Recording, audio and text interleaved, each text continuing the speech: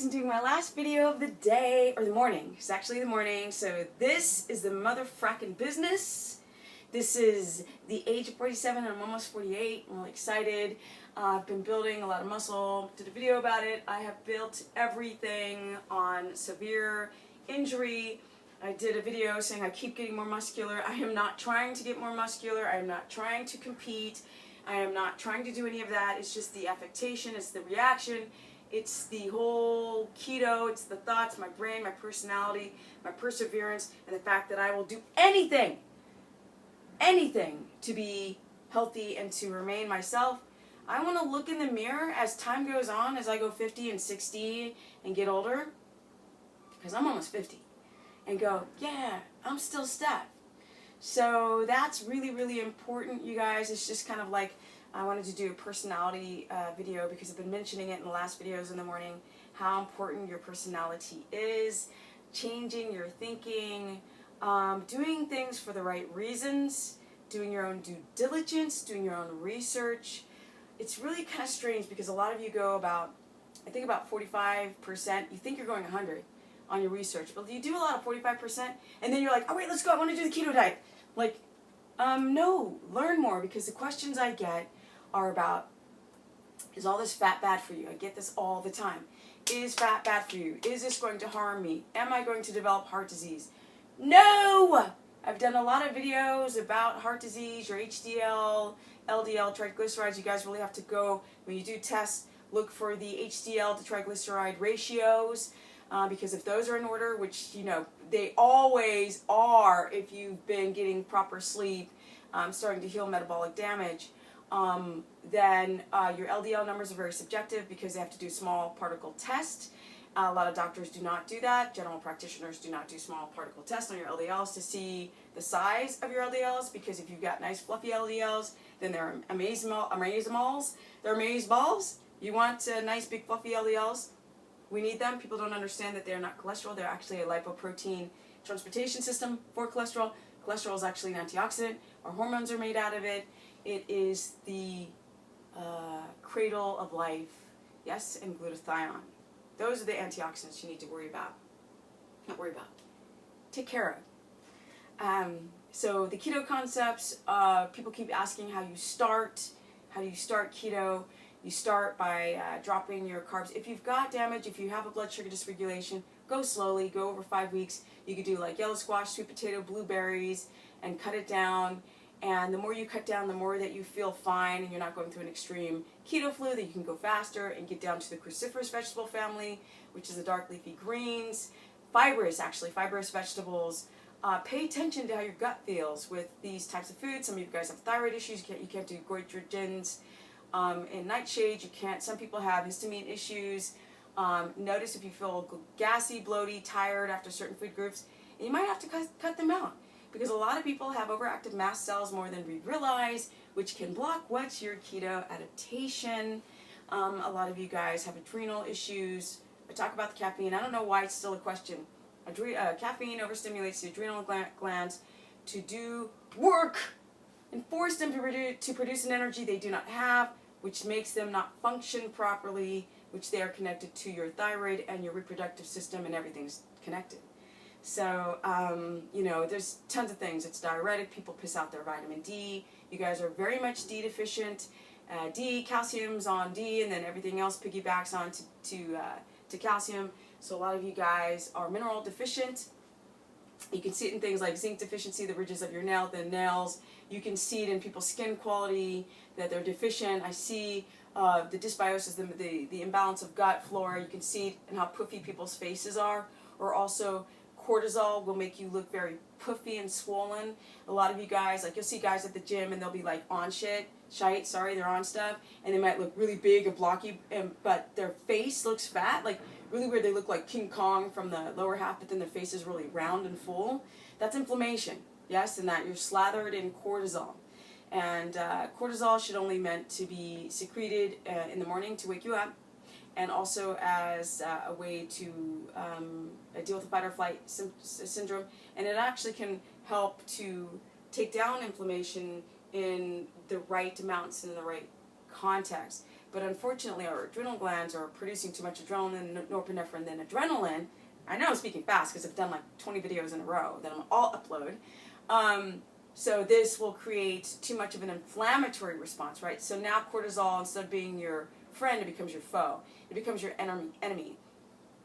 So you see like big puffy faces, and these are indications of poor diet. Caffeine is a really big one also. You can see it in people's skin, like their skin's so congested, it looks very irritated. It's like you took somebody's face and just kind of rubbed it on the cement, right? And then you're like, hi, my skin looks very agitated. You guys need to be very, very aware of the candida overgrowth. That's always like the little monsters in your colon, and they do damage. They jack your shite up. And if you've been on a standard American diet, you have it. A lot of people don't think that they have a candida overgrowth. Yes, you do. With some people, it's so prevalent and manifests, and people smell funky. They've got white tongues. They got vaginous issues. They got the bunghole issues. They've got like skin issues. These are ways that people have issues with the candida overgrowth. But some people don't have those very prevalent symptoms, and so they go walking around the planet don't understanding. Do I speak English? Pratar jag engelska? I'm going to Sweden soon. I can't wait to practice my Swedish there. A lot of people have the cravings for carbohydrates. That's coming from a lot of it's coming from a candida overgrowth, and it's something that a lot of keto people do not talk about. I'm sorry, did I use little quotation fingers? Because you shouldn't even trust my ass. Do your own research, guys.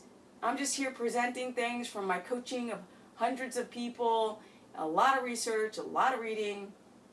But yes, candida can be an issue.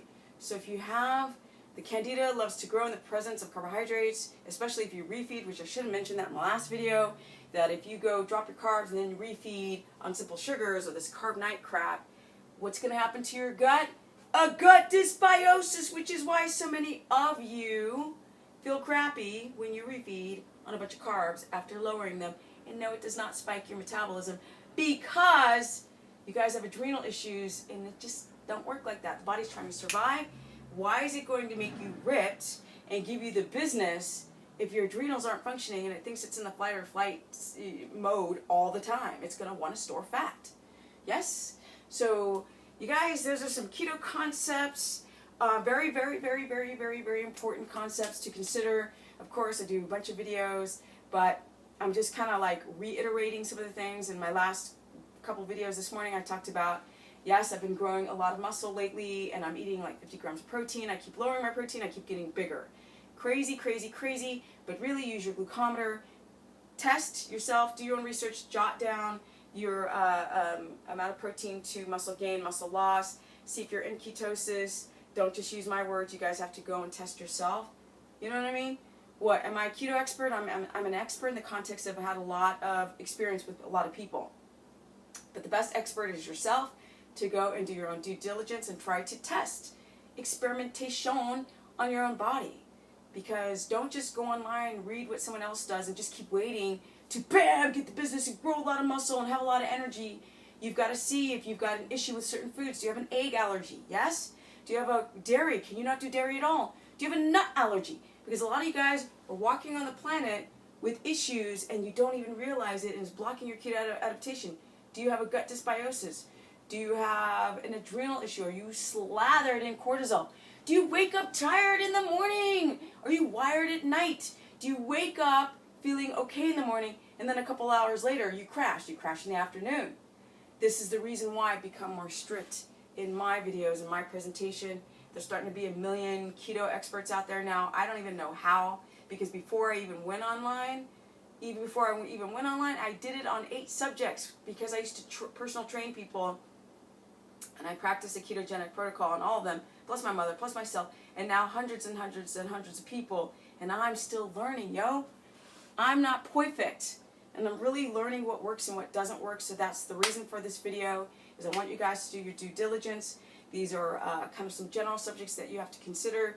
Yes, you can build muscle. Yes, you get your pump back. Watch your protein. That's a big one. But at the end of the day, like I always say, guys, it's all about the sleep. And if you don't get to bed early, you're not going to, that's where you make those ketones between 10 and 12 a.m. And if you're not reaching REM state, stop thinking that you sleep good just because your eyes are shut and you're at the second or third level of sleep. You got to get to the fifth one, REM state, to get, bam, the business. Yes. If you guys want to learn more, go to StephaniePerson.com, Stephanie Business Person on Facebook fan page, or Stephanie Ketogenic. You know what? I'm going to have my pancake because I just keep eyeballing it and it's not warm anymore. Look at that yumminess of ness. Okay, guys. Peace out. Check me out. I'll be in Sweden next. That's my next stop. I used to live in Sweden. I feel like it's my second home, but it's not, but it is. It's so damn cold up there. But, hejsan, tjena, hur är läget? Det är spännande, jag kommer till Sverige. Ja, fantastisk. Okay, my speech is a little rusty, so okay guys, peace out. I'm hyped on ketones, got a ton of energy.